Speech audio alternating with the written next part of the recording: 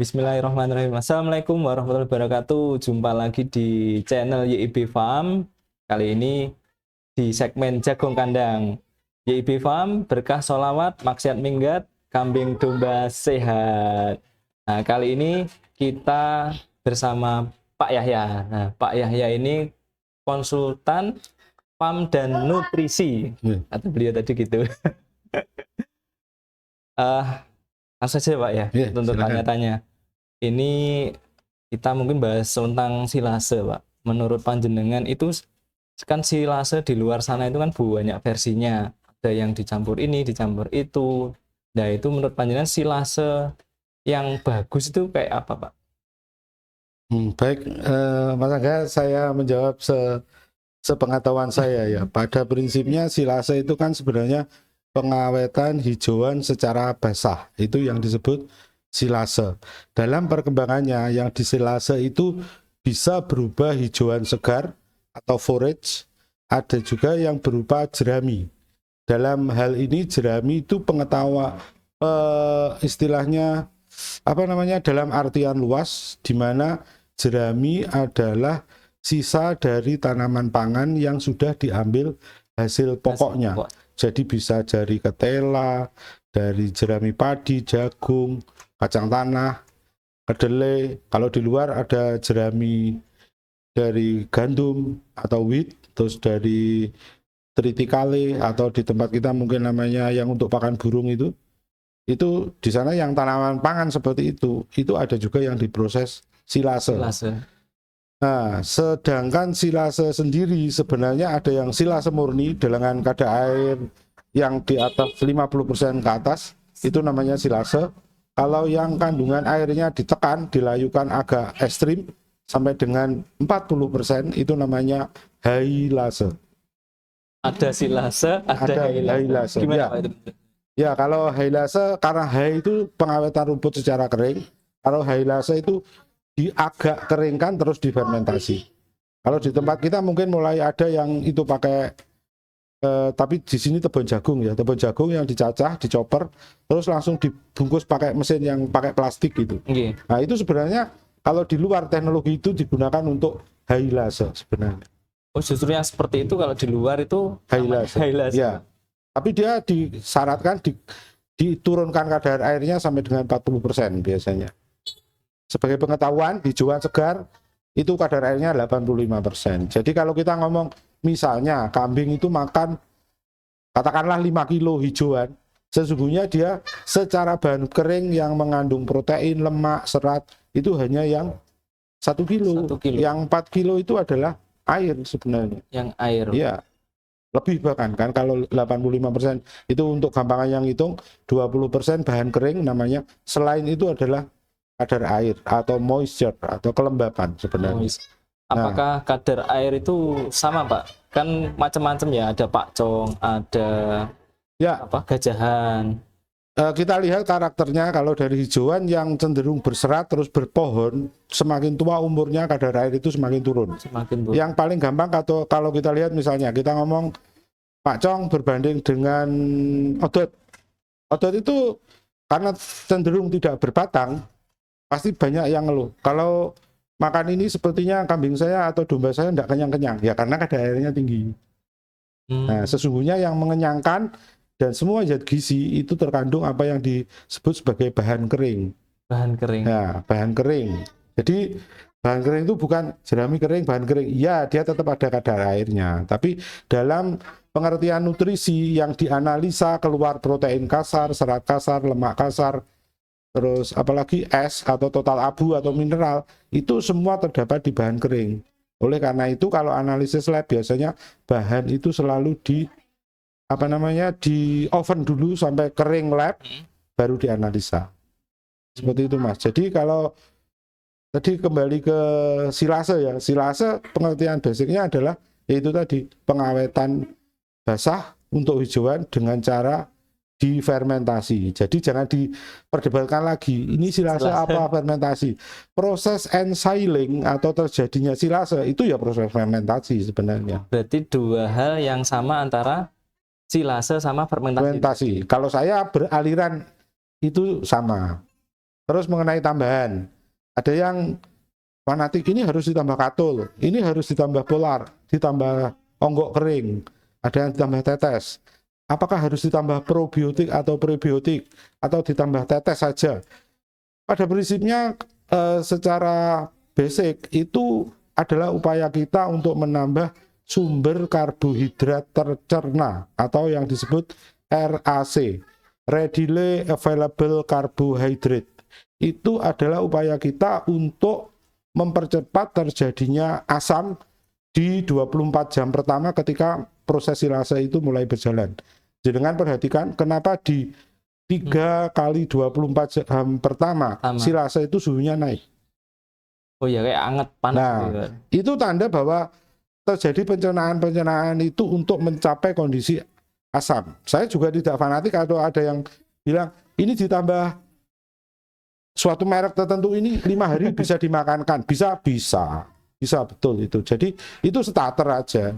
Ya. Dia ada probiotik. Kalau starter itu berarti biasanya terdiri dari makhluk hidup, lactobacillus macam-macam. Itu sebutannya probiotik. Kalau yang kita tambahkan zat yang dihasilkan oleh makhluk-makhluk itu namanya prebiotik. Biasanya terdiri dari asam asetat, asam propionat, asam butirat. Nah, ini sudah berupa zat atau substrat. Jadi ada sebutannya. Kenapa kalau ditambah prebiotik itu bisa menjadi cepat? Ya karena suasana asam kita bentuk dengan tambahan bahan tersebut sehingga mikrobanya atau bakteri baiknya cepat tumbuh. Nah, itu bisa dicapai dengan, makanya boleh katul, boleh polar, boleh onggok kering, boleh tetes, tambah prebiotik, boleh tetes tambah biostarter, boleh tetes ditambah apalagi, ada yang bilang dekomposer, mungkin agak lain. Dekomposer biasanya digunakan di istilah untuk fermentasi, untuk kompos pemrosesan kompos untuk pupuk misalnya. Itu sama, ada yang tambahnya begitu. Yang beda mungkin kandungan atau macam bakteri atau mikrobanya berbeda-beda. Tadi kan bicara itu boleh gitu ya Pak. Mungkin kalau yang terbaiknya Pak, dari beberapa campuran kan ada, kalau misal di IPAM itu kan kita hanya pakai campuran polar gitu. Ya. Terus kan ada di beberapa tempat kan tadi yang panjenengan hentikan tadi, ada yang campur probiotik, ada yang lain-lain itu tadi. Saya rasa kita ikut yang seperti kata guru-guru itu. Ini yang ada baik dan lebih baik gitu aja. Jadi positifnya kalau kita tambahkan katul atau polar atau onggok kering, kalau dinamakan kering sampai diraba oleh tangan, ini kering udara namanya, kadar airnya dan bisa disimpan dan tidak jamur, itu berarti kadar airnya 12-13%. Batas pertumbuhan jamur kadar air 17. Di atas 17% jamur bisa tumbuh. Ya, makanya kalau bahan yang sifatnya kering seperti polar, satu sebagai karbohidrat mudah dicerna untuk mempercepat pertumbuhan mikroba. Yang kedua, dia punya keuntungan menurunkan kadar air bahan dari yang dicampur. Dari yang pokok tadi. Nah, misalnya kita matematiskan Mas, begini. Katakanlah air rumput Pak Cong tadi kadar airnya 85. Terus kita layukan 2 hari atau 3 hari. Kadar airnya 75% misalnya, sudah turun. Katakanlah 70% misalnya. Coba bisa dihitung di kalkulator.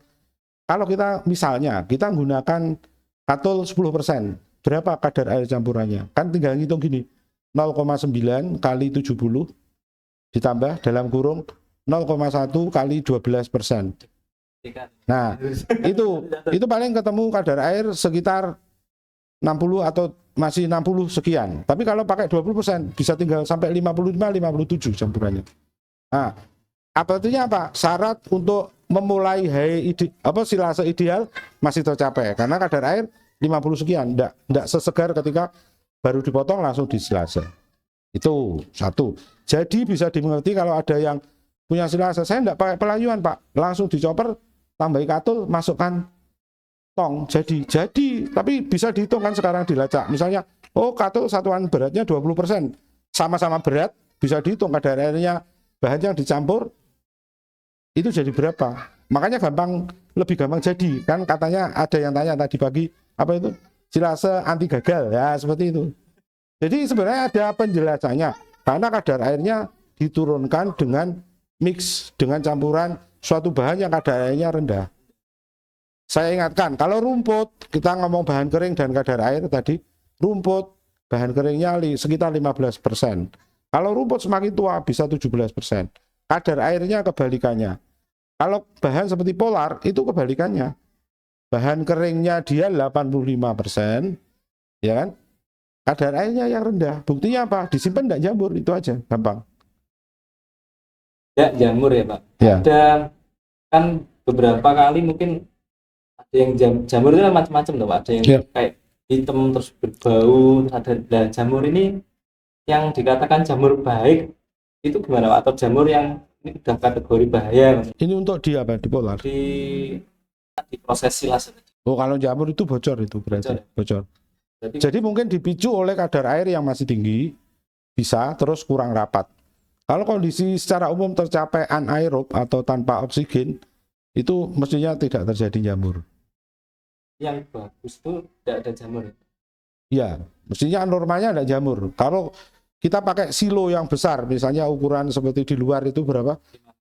Kilo yang besar itu paling yang ya 1 ton yang pakai bag besar itu paling kemungkinan yang kontak dengan udara di atas mungkin agak rusak atau kehitaman. Kalau itu sebaiknya dibuang di luar. Kalau baunya normal, lainnya oke, ya bisa dikasihkan. Karena ada kontak udara, kemungkinan penutupan yang kurang rapat atau kan yang melakukan yang kerja biasanya. Namanya orang mungkin tambah capek, akhirnya kurang rapat atau kurang padat, ya itu bisa terjadi.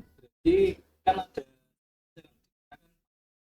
ya. ukuran mungkin 200 liter atau apa, ya. Kan kadang enggak sampai habis tuh Pak pada saat pemakaian pertama ya, ditutup lagi asal rapat gitu ya. Iya, kalau perlu dikasih plastik tipis atasnya, itu atasnya terus ditutup lagi. Itu untuk dikasihkan biasanya ada batasan maksimal, batasan waktu terbaiknya gitu Pak? Nggak ada. Jadi, pokoknya kondisi ya. Jadi kalau misalnya sudah usaha kita tutup, ternyata terjadi hal-hal aneh, misalnya kan terdeteksi dari bau, tekstur, tiba-tiba lunak sekali, pasti busuk itu. Berlendir ya? Ya, itu jamur berarti. Masalahnya kan kalau kita bikin silonya kecil, silo tong itu, yang kita jarang berpikir itu gini, kan masih ada kadar air. Air itu sifatnya dari atas turun ke bawah. Kalau kadar air yang di rumput di dalam tong turun itu terbuang kemana? Betul enggak? Bisa jadi kondisi yang paling bawah paling basah dia. Benar enggak? Iya, kalau silo plastik kita nemui seperti itu. Kalau silo beton yang misalnya kita di sini 10 meter, kolam depannya terbuka, ya dia masih logis itu keluar dia. Kan bawahnya cor. Saya pernah bikin yang seperti itu ukuran berapa itu? 3 kali 6. 3 yang kolam Pak ini. Iya, yang kolam, tapi silo bawah. Itu bawahnya saya pakai paving. Itu tidak boleh bersudut tepinya. Dibagi 4 segmen, misalnya 6 kali 6 dibagi 4 segmen. Untuk apa ya? Biar nggak kebuka semua. Kalau yang segmen 1 misalnya katakanlah 2 kali 2 gitu aja. 2 ke sana 4 meter, ke sana 4 meter, yang di bawah ya 2 meter itu kan nggak langsung habis. Ini kambingnya 1000. Kalau tebon 1 hektar dulu kita kira cukup untuk 6 bulan. Ngaritnya 6 bulan sekali jadi. Ya, jagung manis itu pakai tebon jagung manis. Yang kalau jagung manis kan diambil jagungnya ya. Tebonnya itu untuk silase.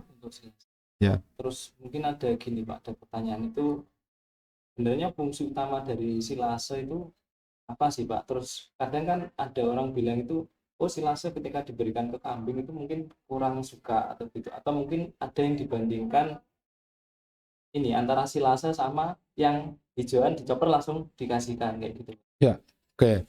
Silase itu kan seperti saya katakan tadi, sebenarnya upaya kita mengawetkan hijauan. Mengawetkan itu berarti karena kondisi surplus pasti. Kalau ngepas-ngepas saja, misalnya istilahnya cut and carry, dipotongkan, dimakankan cukup, ya kita enggak perlu silase. Tapi dalam kondisi populasi yang besar, itu bagian dari manajemen pakan. Jadi kita enggak bisa mengandalkan Ya kalau dulu lah saya pernah miara sapi 2-3 ekor, setiap hari motongkan rumput gajah masih kuat. Bayangkan kalau kita misalkan penggemukan 1 kali program 10 ekor. Wah, enggak jalan itu Mas seperti itu. Jadi stok pakan sebenarnya stok. Makanya kalau sekarang dikembangkan apa namanya konsep feed bank ya, itu sebenarnya untuk kondisi-kondisi yang sudah memungkinkan agar pakan itu stabil dan mudah diberikan. Makanya ya istilahnya ngaritnya berapa bulan sekali. Kan kita bisa ngitung kebutuhan per ekor per hari berapa, kalau 1 bulan berapa, kita nyediakan stok, harus menyediakan stok berapa ton misalnya. Itu terukur seperti itu. Nah, silase apakah harus? Enggak, karena sebenarnya awalnya itu untuk menyimpan kelebihan produksi kalau di tempat kita di musim hujan. Nah, sedangkan kalau ternak kita jumlahnya masih relatif tetap dalam 6 bulan. Bulan depan, 6 bulan ke depan kemarau. Itu kan bisa digunakan ketika jumlah hijauan kita produksinya rendah. Karena kurang air, tidak bisa diairi karena tanahnya kering, terus tidak ada irigasi kan masih bisa digunakan. Nah sebenarnya itu memanage kelebihan ketika kita berlebih di musim hujan untuk diberikan ketika pakan kita kurang. Kebutuhan kita di sini. Kebutuhan berlebih di sini, ya kan? Kurang di sini. Nah ini ditutupkan ke sini yang kelebihan. Silase itu strategi awalnya seperti itu. Strategi yang kedua tentu disimpan kering. Ya, kalau di tempat kita sulit dibayangkan. Itu. Karena kita beraliran rumputnya rumput potongan, jadi cenderung rumput gajah dan sebangsanya itu dikeringkan lama ya. Kalau di luar kan diusahakan rumput itu tidak hanya itu, tapi seperti rumput lapangan. Kalau di tempat kita rumput grinting ya, itu namanya Cynodon dactylon. Kalau mau lihat misalnya ke BIB Singosari, itu pakai hay itu dari panenan musim hujan dikeringkan di lahan terus dibentuk kotak itu. Itu upaya juga yang untuk mengawetkan dalam bentuk kering. Ya, itu lebih mudah karena itu masalahnya kita tidak bisa nyimpan dalam bentuk padat agar kompak, ngirit tempat. Ya, itu alatnya agak ada biayanya sebenarnya. Nah, tapi bisa. Terus kalau silase tidak suka, itu karena perubahan saja. Kalau perlu dilatih, ya disesuaikan. Makanya kalau misalnya kita beli, kemarin saya tidak tanya Mas, yang dari JIB induk saya datang, saya saking senengnya, saya kasih pakan pelet, saya langsung suka, loh nggak usah ngelatih ini. Terus hijauan, saya bukakan silase, ya makan saja dia. Loh, bisa usah dilatih, baru ingat. Nah, kalau kita beli ternak dari luar, misalnya tanya kebiasaan makannya bagaimana, sebaiknya itu. Jadi itu manajemen awal untuk penyesuaian, biar dia tidak kaget pindah ke tempat baru, kaget bentuk pakannya, kaget cara pemberiannya beda. Sebaiknya, nah kalau ini yang IB yang jualan mengingatkan saja, di tempat kami pakannya begini, urutannya begini. Saya sarankan begitu. Jadi biar apa namanya perubahannya itu smooth gitu Mas. Jadi tidak kaget pindah tempat, kaget pakan, kaget nyari tempat minumnya di mana, kan ternak seperti itu kan. Apalagi misalnya kan kirimnya antar benua ini. Nyampainya enggak mesti siang, misalnya agak malam. Lah itu kan ya itu kan menyesuaikan itu. Jadi kaget nanti ternaknya. Jadi biasanya ternak itu enggak suka perubahan yang ekstrim. Istilahnya apa? Ternak itu relatif status quo. Jadi kalau tiba-tiba diubah, kaget juga dia kebiasaan. Jadi mungkin penyesuaiannya yang mungkin perlu lebih berurutan atau tertata. Misalnya dilatih dalam persentase kecil. Kalau biasanya segar terus ingin memanfaatkan penggunaan silase karena kita jaga-jaga nanti kalau musim kemarau kita menggunakan stok kita misalnya. Nah seperti itu kan biar enggak kaget kalau tiba-tiba ganti kan seperti itu. Mungkin itu. Ya, ini kalau tidak cukup ini kalau dibahas lebih dalam lagi mungkin kayak udah kayak kuliah semester 2 sih Pak ya. Teman-teman kalau pengen gabung di grup YIB Farm berbagi ilmu untuk sharing-sharing lebih lanjut lagi boleh chat admin di 0812 1212 3362. Terus mungkin ada teman-teman yang pengen konsultasi langsung dengan Pak ya, boleh ya Pak? Boleh. Bisa langsung hubungi, monggo Pak nomornya 081 216 766 40. Atau misalnya suka email yahyamr@yahoo.com. Terima kasih banyak teman-teman, semoga bermanfaat. Assalamualaikum warahmatullahi wabarakatuh. Waalaikumsalam warahmatullahi wabarakatuh.